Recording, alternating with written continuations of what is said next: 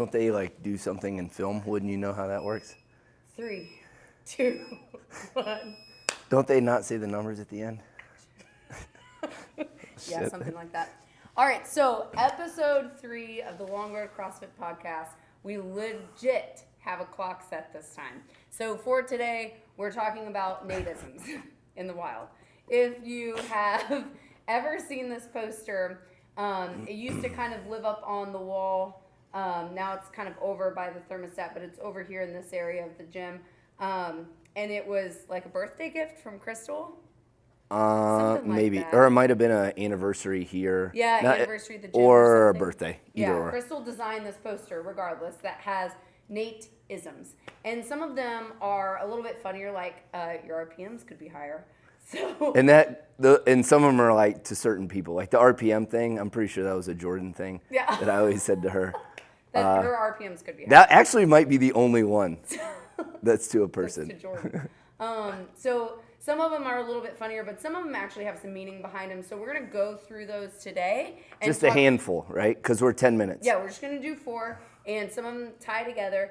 And then we're going to talk about like how they apply in the real world. So first one I wanted to look at, we're going to start at the bottom and work our way to the top, is how you do anything is how you do everything. So how do you see that applying in the real world, or like when do you see yourself saying that to your daughters? I think it's a quote from somewhere.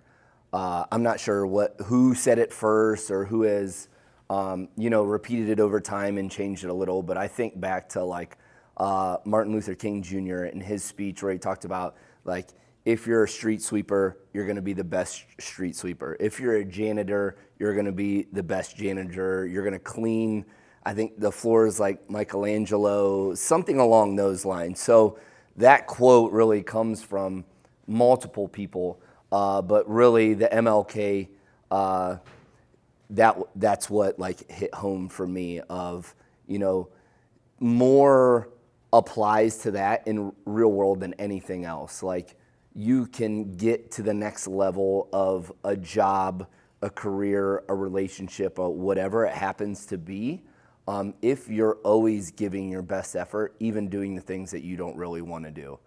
So that's the biggest thing, and how I'd apply that to the girls or the kids would be that. Like, damn, that guy is so good at cleaning this or taking out the trash or doing whatever, that's will get you more opportunities than most people think of. And I think of it like, take pride in what you do. Like if you're going to put your name on something, take pride in that, because you never know who's watching. Not that like you should get something out of everything that you do, but you also don't know who's watching, who's making opinions, and what that could get you. Like I think about the simplest things, working with employees. It would be the simplest thing where I would be like, wow, I'm actually really impressed with them. And it would just catch my attention. And then all of a sudden, I want them to have additional responsibilities or like whatever it is. So. And that's kind of one of the biggest, from being a business owner, like I'm always interviewing somebody and always watching. And that's led me to really a change in career, from like Trent, member that we see sometimes, really watching how we ran the gym and the community and group of people, that he felt that I was the right fit to lead operations in a field that I had no clue of, but just like how I worked and all those different things. So that's very fitting for that. For sure. Doesn't have to be super complicated to super suck. I'm pretty sure that's 100% me, quote. I know it is, to be honest with you. I think so many times, and where that came from was the simplicity of workouts, right?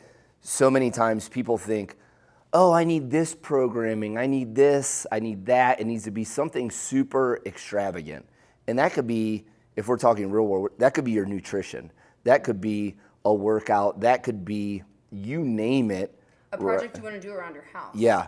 It could be something so extravagant that you end up missing the mark, right? And I think there's like beauty and simplicity. And again, like people from a working out standpoint think it needs to be something super sexy or super like high level, like you could have zero workout equipment and do something, one movement on the minute for 10 to 20 minutes, and it crush you or not, depending on what you put into it. Yeah. So a burpee on the minute paired with, we used to always do it for competition stuff, like jump rope on the minute paired with burpee on the minute, like for 10 minutes or 20 minutes, is soul crushing. Yeah. And it fits that. It doesn't have to be complicated. And I think it helps to remind yourself of that when you have like paralysis by analysis, which I'm very guilty of. Yeah. So that's why it's one of my favorites. And I think we've been involved and we've been around a number of like other gyms or competitions or whatever. And we've done hosted a number of competitions. So a lot of times it's coming up with workouts for that I really want to make it fun and people to enjoy, but sometimes you overthink them. So the competitions that we've run, we really try to simplify it and make it super sucky, but in a simple way. Very effective. Yeah, seriously. So this one might seem weird to apply to the real world, but I think it does, and it's move your damn feet. And that's really just in Olympic weightlifting, right? And that's where it originally like came from, is in order to receive the barbell well and stay balanced in a nice flat foot, like move your feet, and then I get pissed, and then it's move your damn feet, is what it kind of related to. But and this is where Leah kind of, why she grabbed this one off of it, it's like commit, and that's what it's really about. I think when I think about this as an Olympic weightlifting cue, it is a sign of hesitancy. And so when I think about it in life, it's that same thing of just like when you're feeling hesitant, like just move your damn feet. Yeah. Just go. But we say it too, even with the gym, is like the hardest part is just walking in the door. But that's not just the gym, that's anytime you're doing something new in life. Is the hardest part is just getting started. The bad decision is no decision, right? Yeah. So it's like commit, and then if it's wrong or if it could be better, then just make it better. Yeah. On the fly, and do that. So that goes well with like no decision is the only wrong decision. Yeah. So sweet. And then I can't, never, could. That's clearly like it's over the door back here. I think it's the ultimate Nate-ism. So that's the last one we're going to end with. And I'm going to let Nate talk about this one. So Leah brought that up, and to me, I'm like, oh shit, I'm going to get choked up. So there's this poem that was like, it was always in the wall in our house growing up. I actually have it queued up because I don't know. I'm not good at For the record, I didn't know this. Like I've said can't, never, could, and I use it with kids when I was still teaching. Like I just, from the moment I saw it, I loved it, and I've just used it with people, and I've never really asked. And you know what? I don't think anybody knows the story. I don't even think Crystal knows the story of that. Yeah. So, anywho, the idea behind it is you don't have to do anything, right? So, I say it to baseball kids now that I'm helping coach there. I said it to kids in my classroom. I always say it to people in here, like, oh, I don't want to. I'm like, well, don't do it then. Like, it doesn't matter. If that is your mindset of it, and it's like a growth mindset versus a fixed mindset type thing, you don't have to do anything. You don't have to go to work. You don't have to work out. You don't have to eat healthy. You don't have to do any of those things.